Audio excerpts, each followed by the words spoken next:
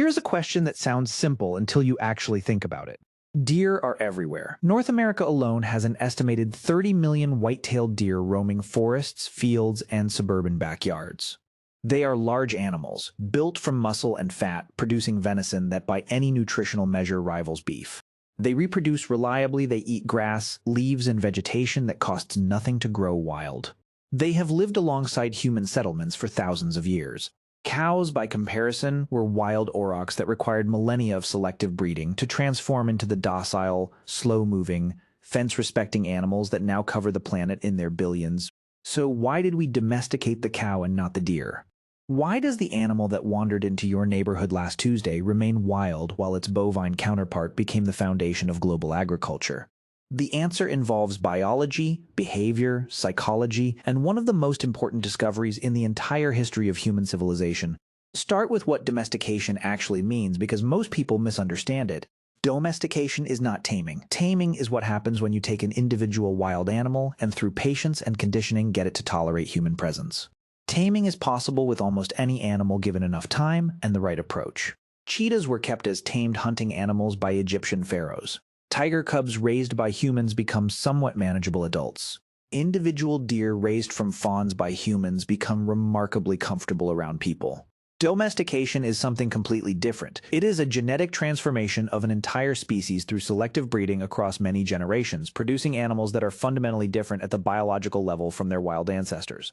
Domestic cows are not tamed aurochs. They are genetically distinct animals whose entire behavioral profile, their response to stress, their tolerance of confinement, their reproductive patterns, their relationship to human presence has been altered at the genetic level through thousands of years of selective breeding. That transformation is extraordinarily difficult to achieve. And most animals, including deer, have biological and behavioral characteristics that make it essentially impossible. The first problem with deer is the flight response. And it is more fundamental than it sounds. Deer are prey animals whose primary survival mechanism is speed and vigilance. Their entire nervous system is tuned for threat detection and rapid escape. A deer's stress response to perceived danger is immediate, powerful, and extremely difficult to override through conditioning. In wild populations, this serves deer brilliantly. A deer that hesitates when it senses a predator is a dead deer. Natural selection has spent millions of years eliminating hesitators and producing animals that flee first and process information second. In a domestication context, this is catastrophic. Deer in enclosures subjected to stress, handling, or perceived threats do not calm down the way cattle do. They panic completely. They throw themselves against fences with enough force to break their own necks. They injure themselves on enclosure walls. They die of capture myopathy, a condition where the physical stress of being caught triggers muscle breakdown severe enough to cause organ failure and death, sometimes hours after the stressful event has ended. You can fence a deer, you cannot prevent it from killing itself trying to escape the fence. This alone makes commercial deer farming a fundamentally different and dramatically more difficult proposition than cattle farming. The second problem is the dominance hierarchy, or more precisely, the absence of one that humans can exploit. Cattle are herd animals descended from aurochs that lived in social groups with clear dominance hierarchies. When humans domesticated cattle, they essentially inserted themselves into that hierarchy as the dominant individual. A cow that recognizes a human as the herd leader will follow, cooperate, and accept handling in ways that reflect its evolutionary programming around social submission. Deer social structure does not work this way. Deer do not form the same kind of stable, hierarchy-based herds that cattle do. They aggregate in loose groups during certain seasons and disperse during others. They do not have the same social bonding mechanisms that make cattle psychologically susceptible to accepting human authority. There is no hierarchy for a human to slot into. There's no social programming that makes a deer inclined to defer to a human presence the way a cow defers to a dominant herd member. The psychological lever that made cattle domesticable simply does not exist in deer in the same form. The third problem is antlers, specifically what antlers mean for any male deer in a confined environment during breeding season. Male deer during the rut are among the most dangerous large animals in any environment. Their testosterone levels surge to extraordinary levels. Their normal wariness of humans, already an imperfect protection, largely disappears. They become aggressive, unpredictable, and willing to attack animals and humans many times their size. A rutting stag in a paddock is not a manageable agricultural animal. It is a dangerous situation waiting for the wrong moment. Deer farmers who attempt to keep intact males report serious injury rates that have no equivalent in conventional cattle farming. The seasonal nature of this danger means you cannot simply avoid it. It arrives every year predictably and must be managed every year at significant cost and risk.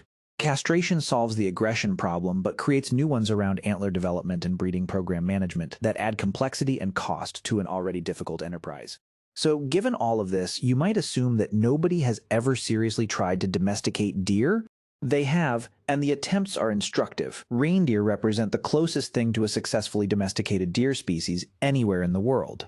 Indigenous peoples across the Arctic, Sami in Scandinavia, various groups across Siberia and northern Russia have kept reindeer in semi-domesticated conditions for thousands of years.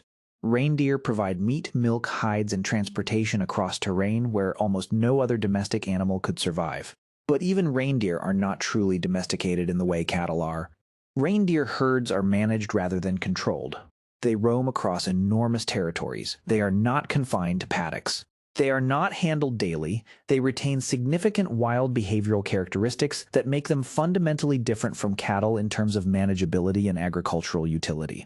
Reindeer domestication worked specifically because reindeer have a slightly lower flight threshold than other deer species, and because the Arctic environment and its indigenous cultures developed management systems specifically adapted to working around deer behavior rather than trying to override it. Every other serious attempt to domesticate deer species for conventional agriculture has run into the same walls.